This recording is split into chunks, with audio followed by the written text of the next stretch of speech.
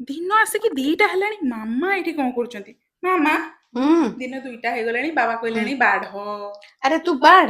ଏଇଟା ମୁଁ ବନଉଛି ମାଛ ମୁଣ୍ଡ ଘାଣ୍ଟ ହେଲା। ହୁଁ ଇନଷ୍ଟାଣ୍ଟ ହବ, ପ୍ରେସର ମାରିଦେଲେ ସାଙ୍ଗେ ସାଙ୍ଗେ ହେଇଯିବ। ସାଙ୍ଗେ ସାଙ୍ଗେ ହଁ। ତ ଘରକୁ ଆଜି ଆମର ଆସିଥିଲା ବଡ ଭାକୁର ମାଛ। ତ ତାର ମୁଣ୍ଡ ଗୁଡାକ ଦେଖିକି ଇଚ୍ଛା ହେଲା ଟିକେ ଘାଣ୍ଟ ବନେଇବା ପାଇଁ। ବାକି ମୋ ପାଖରେ ସମୟର ଅଭାବ ଥିବା ହେତୁ ଆଜି ମୁଁ ବନେଇଛି ଇନଷ୍ଟାଣ୍ଟ ମାଛ ଘାଣ୍ଟ। ପ୍ରଥମେ ମାଛରେ ଲୁଣ ହଳଦୀ ଦେଇ ଭଲ ଭାବରେ ଗୋଳାଇ ଦେବା। ଯେହେତୁ ପ୍ରେସରରେ ବନେଇବି ସେଥିପାଇଁ ମୁଁ ପ୍ରେସରରେ ମାଛ ଭାଜିଦେଲି। ଆଉ ହଁ, ମାଛ ମୁଣ୍ଡକୁ ପ୍ରେସରରେ ଢାଙ୍କୁଣୀ ଦେଇ କଡାକି ଭାଜିବେ। ମାଛ ମୁଣ୍ଡ ଭାଜିଗଲା ପରେ ସେଥିରେ କଟା ପିଆଜ ଆଉ ରସୁଣ ଅଦାର ପେଷ୍ଟ, ଲୁଣ, ହଳଦୀ, ଲଙ୍କାଗୁଣ୍ଡ, ଗରମ ମସଲା ଦେଇ ଭଲ ଭାବରେ କଷି ନେବେ।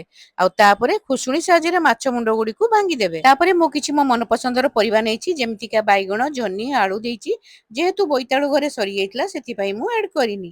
ଆପଣମାନଙ୍କ ପାଖରେ ଥିଲେ ଆପଣମାନେ ନିହାତି ପକେଇବେ, ଦେଖିବେ ଟେଷ୍ଟଟା ଆହୁରି ବଢିଆ ଆସିବ।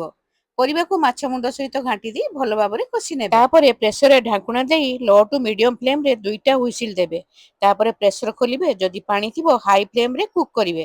ଆଉ ରେଡି ହେଇଗଲା ଆପଣଙ୍କର ଇନଷ୍ଟାଣ୍ଟ ମାଛ ମୁଣ୍ଡ ଘାଣ୍ଟ। ଆପଣମାନେ ବି ଘରେ ଏମିତି ଟ୍ରାଏ କରନ୍ତୁ, ଆଉ କେମିତି ଲାଗିଲା କମେଣ୍ଟରେ ନିହାତି ଜଣେଇବେ। ତ ସାଙ୍ଗମାନେ, ଯଦି ଭିଡିଓଟି ଆଜି ଭଲ ଲାଗିଥିବ ଜଲ୍ଦି ଜଲ୍ଦି ଯାଇକି ମୋ ଚ୍ୟାନେଲକୁ ସବସ୍କ୍ରାଇବ କରନ୍ତୁ।